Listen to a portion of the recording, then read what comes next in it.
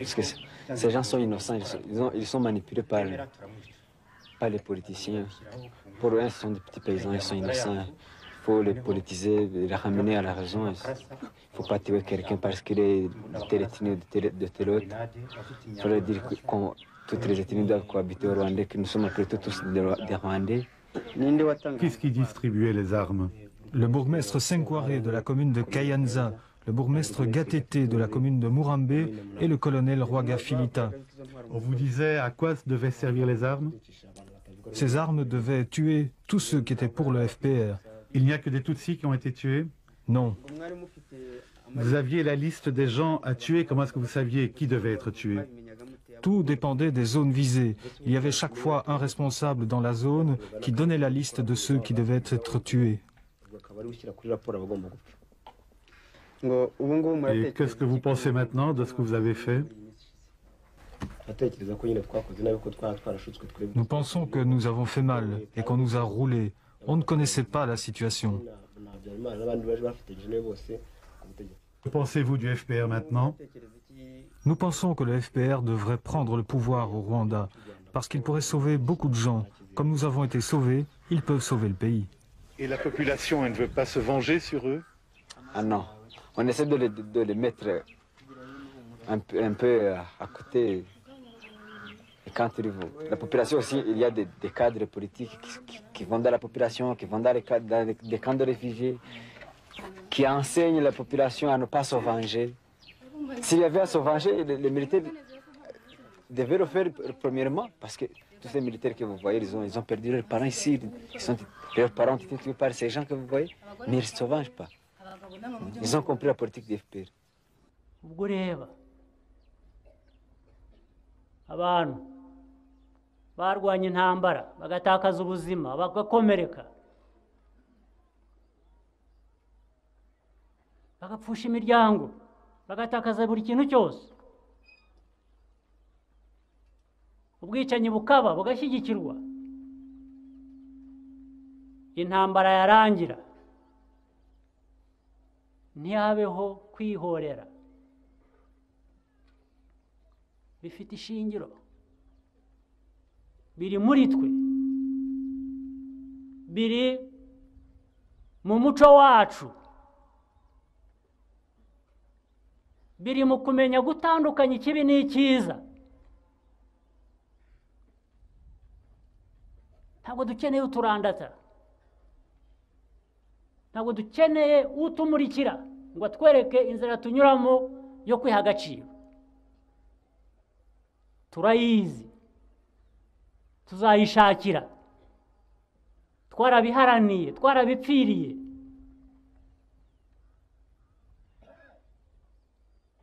nta n'umwe ufite uburenganzira bwo kutuzanaho agasuzuguro uwagutije ipataro yo kwambara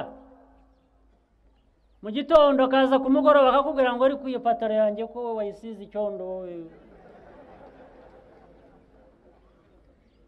ku buryo akubwira ko agiye no kuyisubirana tugomba guharanira kwiyambika kugira ngo iyo njyuro iveho ya buri munsi yo kukubwira ngo naguhaye ipataro yanjye none wowe ko yambaye nabi cyangwa ko yahinamiranye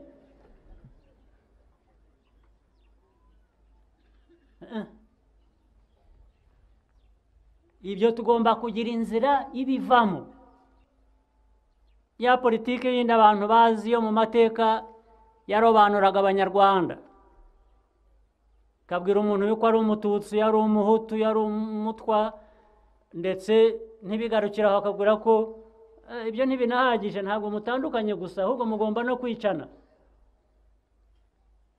abandi bati ahubwo batinze kubitubwira nabo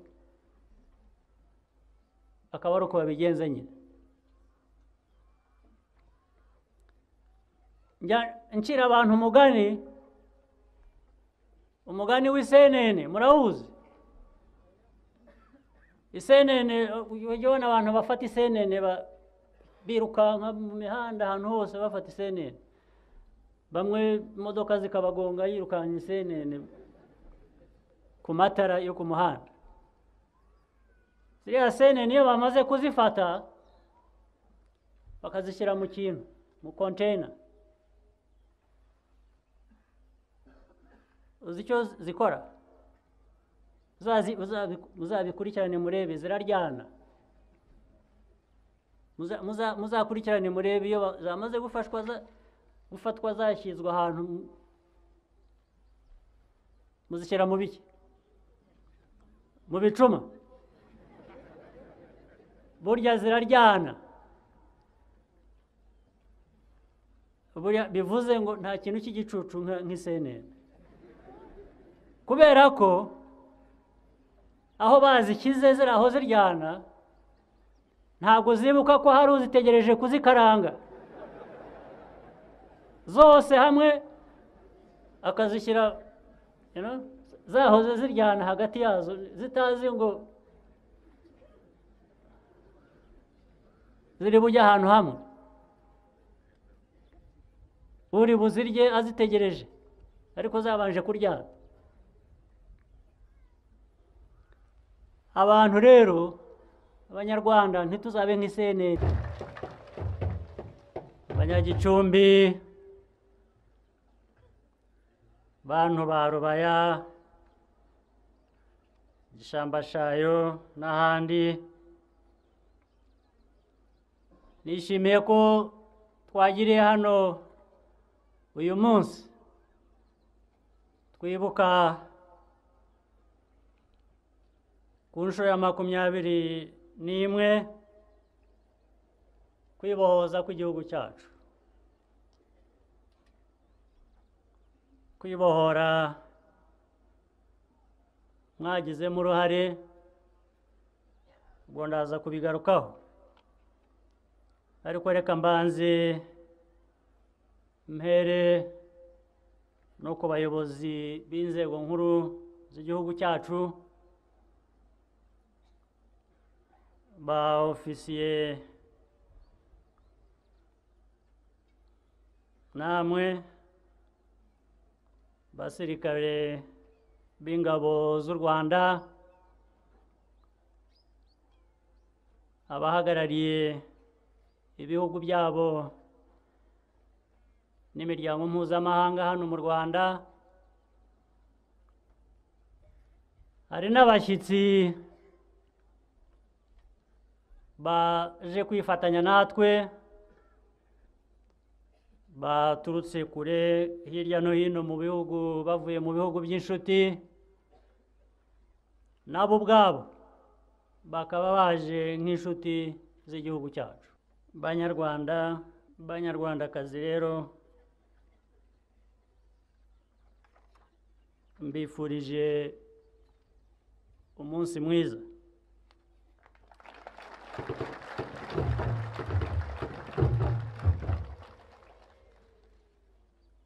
Uyu munsi kuba twaje kuwizihiriza hano bifite agaciro kabyo, bifite amateka. Ari meya, ari minisitiri w'ingabo, bamaze kubitubwira. Gicumbi yaraducumbikiye,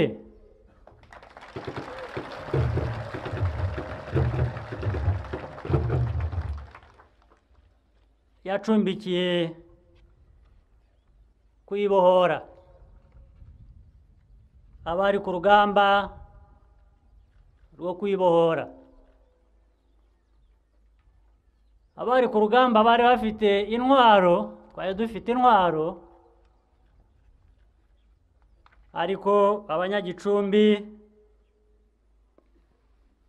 baraturinze, baturinda dufite intwaro.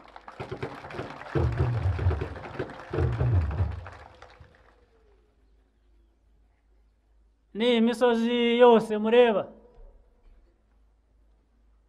nayo yaraturindaga. Twagiye muri ibi bibaya byo muri Gicumbi, imisozi n'abaturage biraturinda, tubona neza uko turwana urugamba. N'umuturage mu kanya yari amaze kubitubwira, uzi amateka y'urwo rugamba rwo kwibohora, n'ukuntu aka karere ka Gicumbi n'aha turi yaje kujya muri ayo mateka. Bamwe natwe muri twe aho twahoze dutuye ntabwo ari kure, ni hirya hariya mu kona. Bamwe mugomba kuba mubizi cyangwa mubyibuka bari hano, ni hafi aha ngaha, kahabaye igihe kitari gito. Muraturinda, muratugaburira, mudufasha kurwana urugamba. Kuba turi hano rero ntabwo ari binini cyane, ntabwo twabitura bihagije, ariko ni uburyo bwo kubitura. Twaje hano ngo twizihirize hano uyu munsi mu buryo bwo kubibuka, nubwo uko twabibuka kose kutaba guhagije. Ntabwo kwaba guhagije ugereranije n'ukuntu abantu bitanze hano turi no muri Gicumbi hose. Nibyo byatuma mvuga ko ibyo ari byo byose Abanyarwanda bitanze, kuko kwibohora nabo birabareba, ni ibyabo, ni ibya buri wese. Ntabwo kwibohora kw'abantu ari ibintu by'umuntu umwe, ntabwo ari ibintu by'abantu bamwe, ni ibintu bya buri wese. N'inyungu zo kwibohora zikwiye kugera kuri buri wese, ntabwo ari iby'abantu bamwe, ntabwo ari iby'umuntu umwe, sibyo? Turumvikana?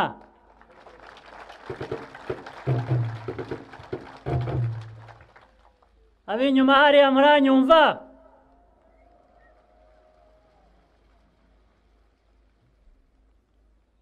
Ndashaka ko twumvikana.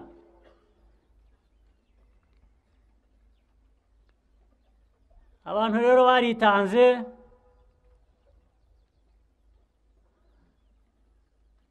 batanga ibyo bari bafite byose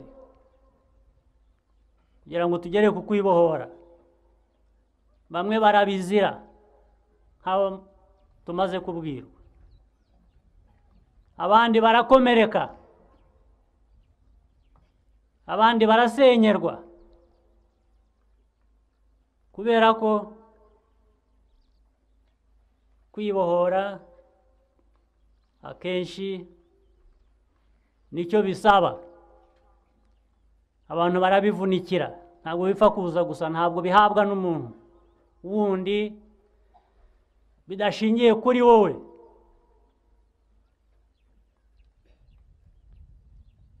Ndetse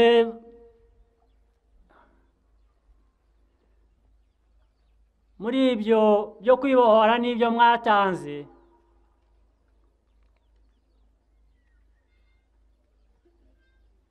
dufatanyije n'abaturanyi, no mu baturanyi ba Uganda, abaturage baturiye ku mupaka, baturiye umupaka hari benshi bafashije, hari na benshi batakaje ibyabo. Muri iyi minsi ishize nasomaga mu binyamakuru umuyobozi wa Uganda Yoweri Kaguta Museveni avuga iby'ayo mateka yo ku mupaka n'ibyo abantu batakaje. Nibyo nagira ngo mvuge ko ari byo, ngere n'ikintu gito mbivugaho, kubera ko usibye kwiyubaka twebwe ubwacu n'abandi bakuriye umupaka baba barafashije nabo turabibuka.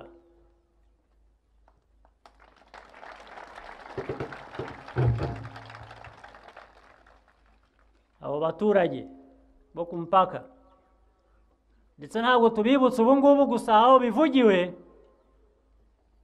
dusanzwe tubibuka. Hashize imyaka tubibuka kandi tuzakomeza. Hariho abo twagiye dufasha kubasanira amago yabo yasenyutse, hari abo twagiye dufasha tubaha inka nk'izo tubaha, nk'izo meya yahoze avuga.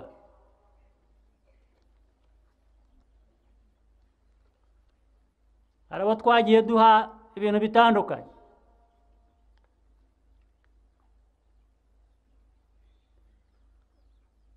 Nahoze ndeba ku rutonde rw'ibyakozwe, abafashijwe byageze nko kuri miliyoni 250. Ntabwo bihagije.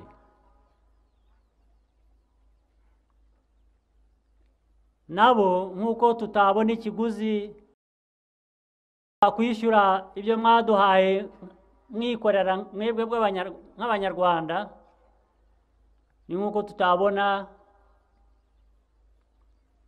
uko kwishyura bihagije abadufashije, ari abegereye umupaka, ari n'abandi abo aribo bose.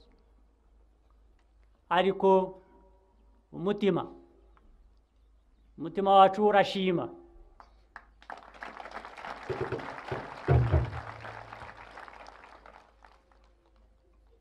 Umutima urashima, ubushake burahari, uburyo nibwo budahagije, ariko turabushaka. Tuzahora dushaka uburyo, ku buryo ibyo twifuza tukigeraho. Tuzakomeza rero. Ndetse hari n'umuturage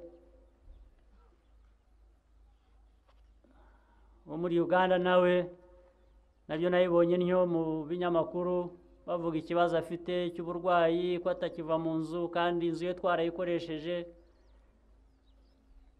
Twayaga tunyura ku mipaka twambuka urujya n'uruza, niko twakoraga muri ibyo bihe, no kujya hanze mu mahanga yandi.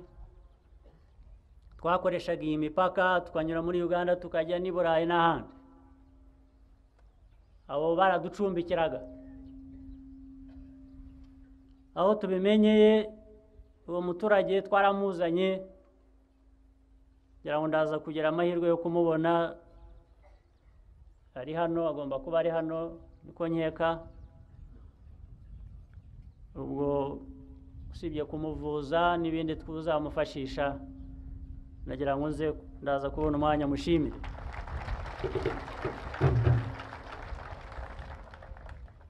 Akenshi iyo ushimiye umwe abahagarariye abandi benshi, aho udashobora kugera kuri buri wese. Reka ngaruke rero ku by'uyu munsi. nibyo navugaga dushima. Gushima harimo n'ibyo nanone umuturage yavuze byo gutinyuka.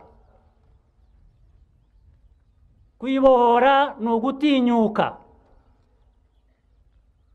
Ni ugutinyuka ukavugisha ukuri,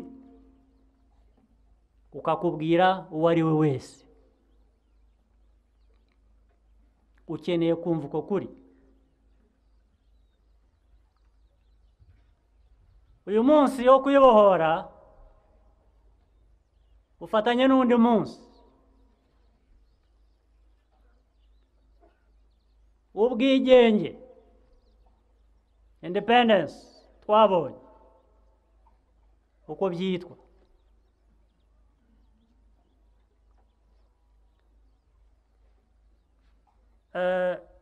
Nahoze nsoma, ntabwo ndamenya ukuri kwabyo neza kuko ntibirangiraho nubwo bavuga ngo ni igihe bigenewe. Bwa mbere nabibonye mu makuru, abatwoherereza ubutumwa bifatanya natwe kuri uyu munsi no ku munsi w'ubwigenge. Mu batwohereje ubutumwa bo hanze, ibihugu byo hanze bikomeye, hari uwanditse twifuriza umunsi mwiza, barangiza bavuga ngo twizeye ko u Rwanda ruzakomeza amajyambere no kujya rwubahiriza uburenganzira bw'Abanyarwanda. Mbisoma mu makuru, ibaruwa sindayibona, ariko ningeraho nzayisubiza, ariko nagira ngo mbanze nyisubize itaranangeraho.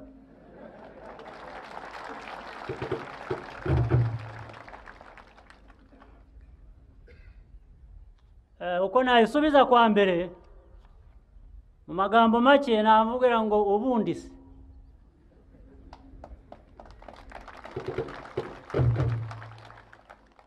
ubundi byagenda gute.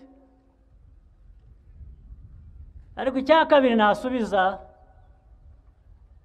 ni ukuvuga ngo ariko se ari ubwo bwigenge, ari uko kwibohora,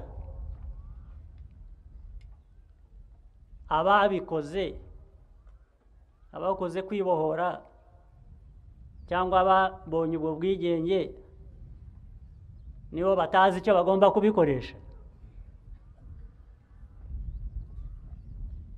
Ubu ndi umuntu wibutswa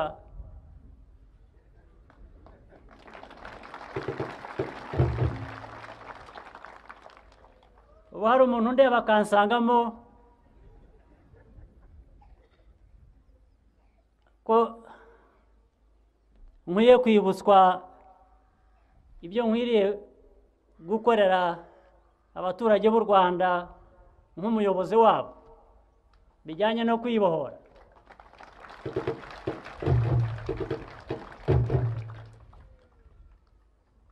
Hari uwanyibutsa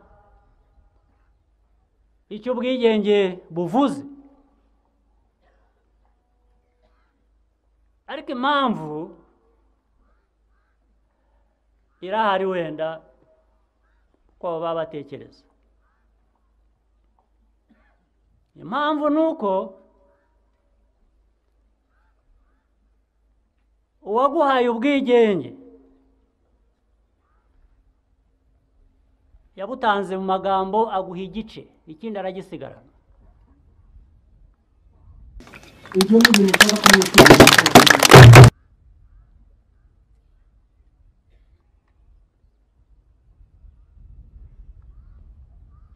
Ibyo kwibohora, abantu bibohoraga iki se? Ko twibohoraga ubuyobozi bubi, imigirire mibi, turwana n'abo bashyigikiye abayoboraga u Rwanda n'ababicaga abanyarwanda umbwira ngo nibuke amajyambere n'uburenganzira bw'abanyarwanda niyo wabubuzaga abanyarwanda iyi ntambara yo kwibohora ijya kubaho.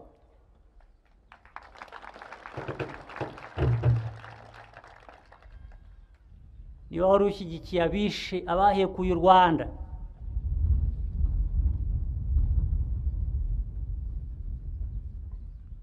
Bamwe n'ubu bakibashyigikiye. N'ubu abishe abanyarwanda abakoze genocide hano mu Rwanda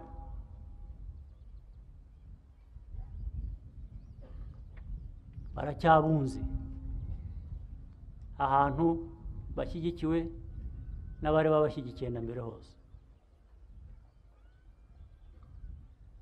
Ubwigenge rero no kwibohora dushaka ni ugutinyuka, ni ugutinyuka tukabwira uwo ari we wese ngo kwibohora ni ibyacu, tubifitiye uburenganzira, tubifitiye ubushake, tubifitiye kubyumva.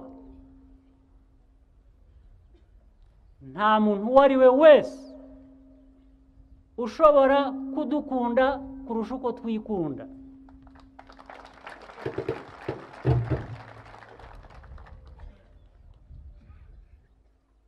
Abantu baradufasha, bakadutera inkunga, turashima, tugira inshuti, turabana, ariko ibyo ntawe byambura agaciro ke.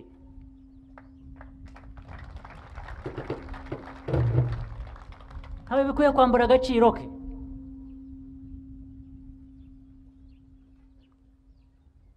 Kwibohora kwa mbere ni ukwibohora agasuzuguro, ni ukwibohora agaciro.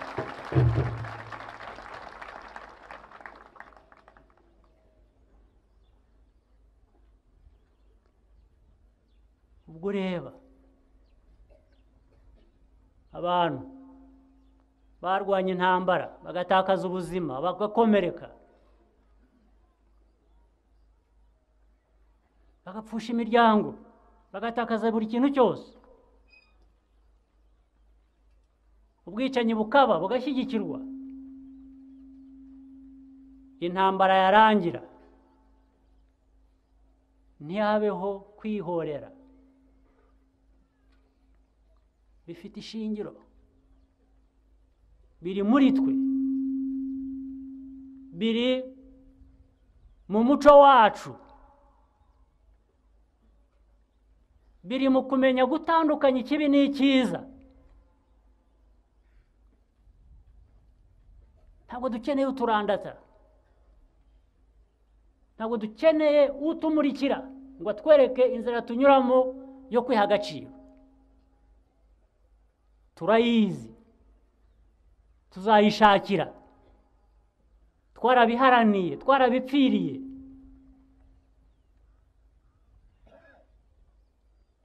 Nta n'umwe ufite uburenganzira bwo kutuzanaho agasuzuguro, nta n'umwe mukwiye guha amatwi uzana agasuzuguro hano.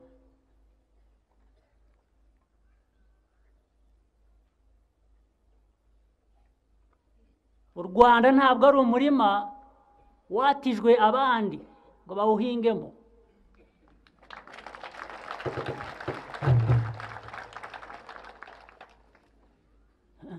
Ntabwo ariko bimeze. Niko abanyarwanda mukwiriye kubyumva, niko dukwiriye kubyumva twese. Igihe cya ziriya ntambara z'amasasu cyarashize, igihe cy'ubwicanyi abanyarwanda bica abandi bafashijwe n'abandi bo hanze byarashize. ubu intambara iriho dukwiriye kwibandaho ni intambara yo kwiha agaciro.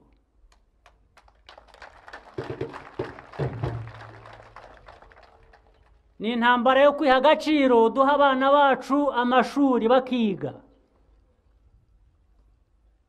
Ni intambara yo kwiha agaciro, duha abanyarwanda ubuzima, tukabaha amavuriro, tukabaho kwivuriza.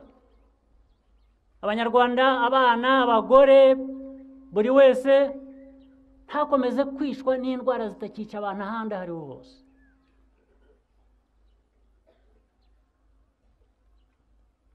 Kwiha agaciro, twigaburira.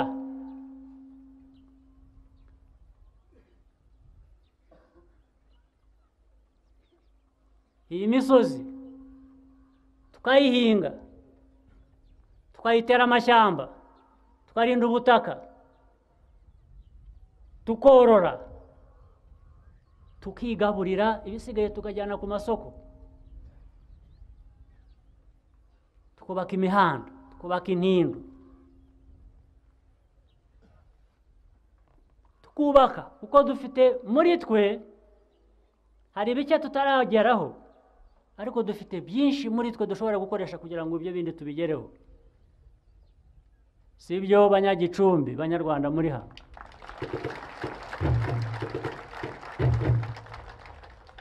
Iyo niyo ntambara. Imiyoborere myiza, aho abayobozi bumva abaturage, bagakorera abaturage, bagakorana nabo. Aho ruswa n'ibindi bibi bimunga ubuzima bw'abantu tukabica burundu. Ruswa, corruption, ntabwo ari inyarwanda, ntabwo ari inyafurika.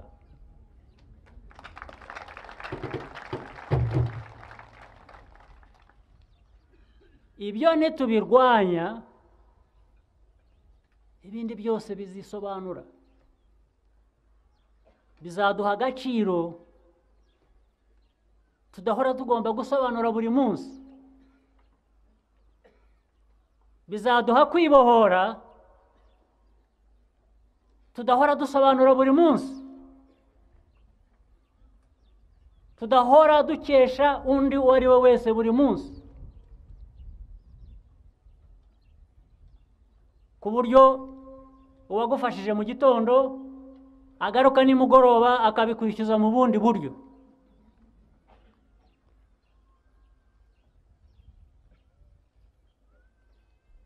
Uwagutije ipataro yo kwambara mu gitondo akaza ku mugoroba akakubwira ngo ari ku ipataro yanjye ko wayisize icyondo, ku buryo akubwira ko agiye no kuyisubirana. Tugomba guharanira kwiyambika kugira ngo iyo njyuro iveho ya buri munsi yo kubwira ngo naguhaye ipataro yanjye, none wowe ko yambaye nabi cyangwa ko yahinamiranye.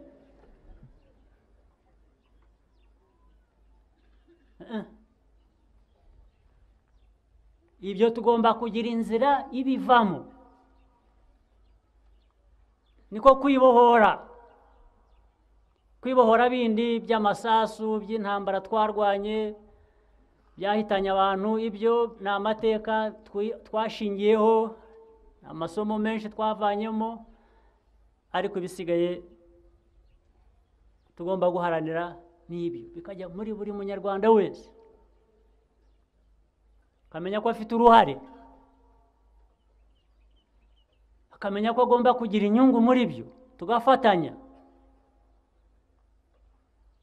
tukava muri ya politiki yindi abantu bazi yo mu mateka yarobanuraga abanyarwanda, kabwira umuntu yuko ari umututsi, yari umuhutu, yari umutwa, ndetse ntibigarukiraho akabwira ko ibyo ntibinahagije, ntabwo mutandukanye gusa ahubwo mugomba no kwicana. Abandi bati ahubwo watinze kubitubwira, nabo akaba ari uko babigenza nyine. Ncira abantu umugani w'isenene, murawuzi? Isenene, ujya ubona abantu bafata isenene birukanka mu mihanda ahantu hose bafata isenene, bamwe imodoka zikabagonga yirukanye isenene ku matara yo ku muhanda. Ziriya senene iyo bamaze kuzifata bakazishyira mu kintu, mu container, uzi icyo zikora? Muzabikurikirane murebe, ziraryana. Muzakurikirane murebe iyo zamaze gufatwa zashyizwe ahantu, muzishyira mu biki? Mu bicuma. Burya ziraryana. Burya bivuze ngo nta kintu cy'igicucu nk'isenene, kubera ko aho bazishyize aho ziryana ntabwo zibuka ko hari uzitegereje kuzikaranga. Zose hamwe akazishyira zahoze ziryana hagati yazo, zitazi ngo ziri bujya ahantu hamwe. Uri buzirye azitegereje ariko zabanje kuryana. Abantu rero, Abanyarwanda, ntituzabe nk'isenene, ntimukabe nk'isenene. Kuryana kandi hari ubategereje, uri bubagaragure uko abagaragura. Murabyumva? Ntabwo twaba nk'isenene. Turi abantu biyubaka, biyubaha, biha agaciro. Niko bikwiriye, nta kundi. Nibyo bivamo na bwa burakari bwo kubwira umuntu uwo ari we wese, wowe genda ucunga ibyawe, wiza kucungira ibyanjye, wiza kumbwira uko ncunga ibyanjye.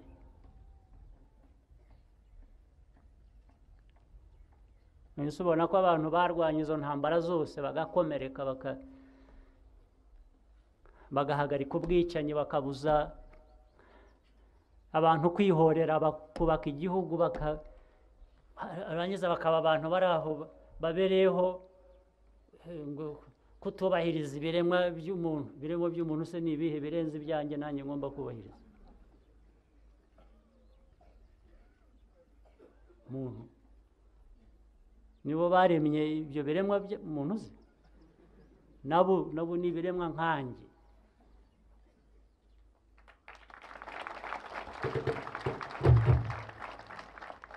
Twese, abo u Rwanda, Afurika, Europe, America, Asia, everywhere, twese turi ibiremwa. Twese turi ibiremwa, ntawaremye undi. Icyo twakora ni ukubahana.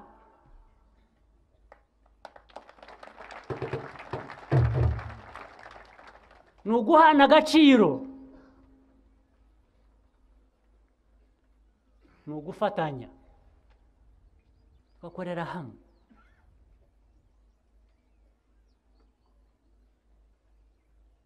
Muzi ibisigaye biriho by'iterabwoba ahantu hose. Aha ntabwo birahagera, nizere ko bitazahagera.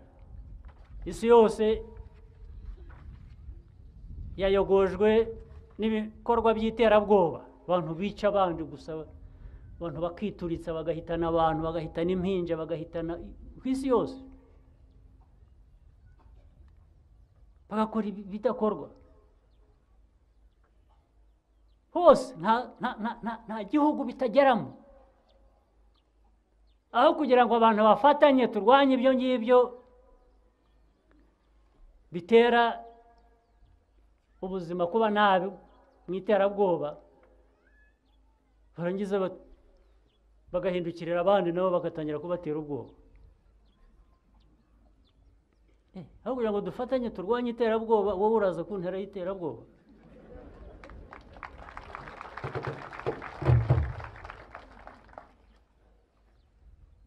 Iyi si tubamo natwe turayizi, kuko nababwiye twese turi biremwa. Niko abanyarwanda mukwiriye kwibona ko muri ibiremwa nk'abandi, nk'abo birirwa babazanaho iterabwoba.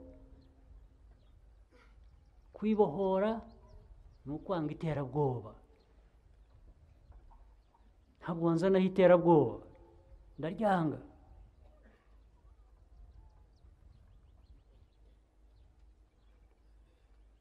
Nta nubwo wangira umuntu w'iterabwoba, kuko ntabwo ari yo kamere yacu, ntabwo ari wo muco wacu, ntabwo ari yo politike yacu.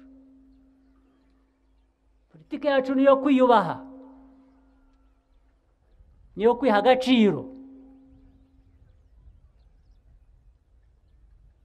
niyo guhana agaciro, buri wese akagahundi.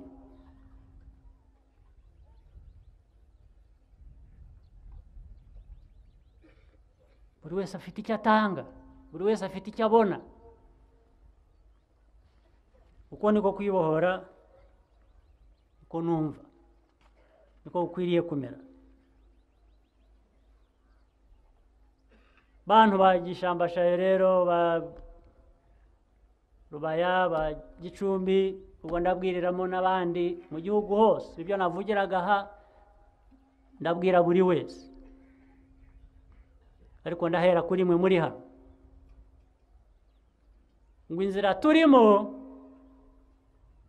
aho tugeze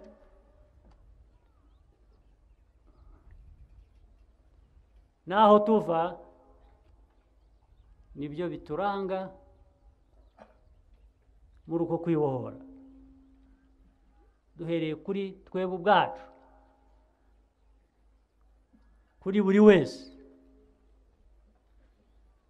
Nta nubwo twakwibohora, birumvikana, ntabwo tuzakora ibidakorwa bibi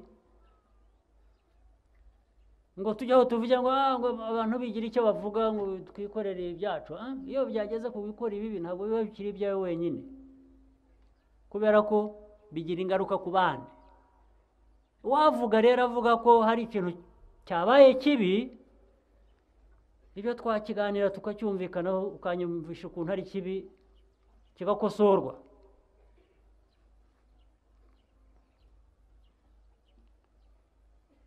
Ariko ntabwo watangira wumva ko nanjye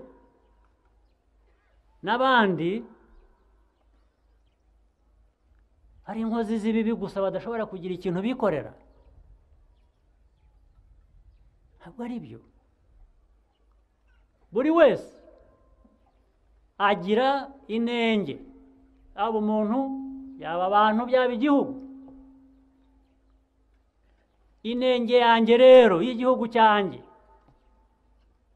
inenge yacu dukwiye kuyishaka, tukayimenya, tukayikosora. Ariko iyo utegereje ko undi muntu azaza kugukosorera inenge yawe, kuguhanaguraho inenge ufite, icyo bivamo ntabwo akosora inenge ufite, ntayikuraho, ahubwo akuzanira inenge ye akayigereka hejuru y'iyawe.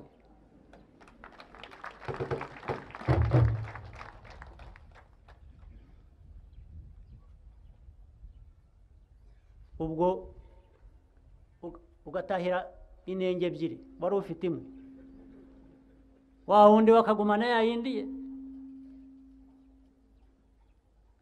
Nta nenge yindi ya kabiri dushaka ituruka ahandi.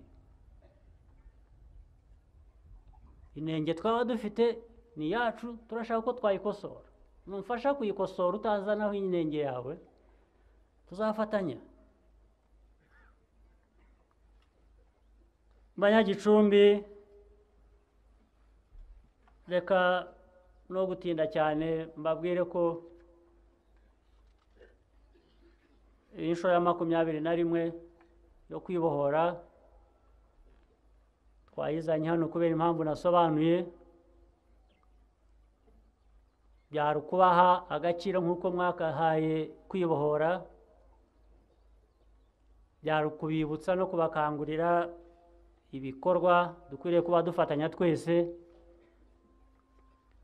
kugira ngo dukomeze inzira yo kwitera imbere twumva ntawe dusiganya ubwacu hagati yacu tudasigana, hanyuma tukabona uko dukomeza guhangana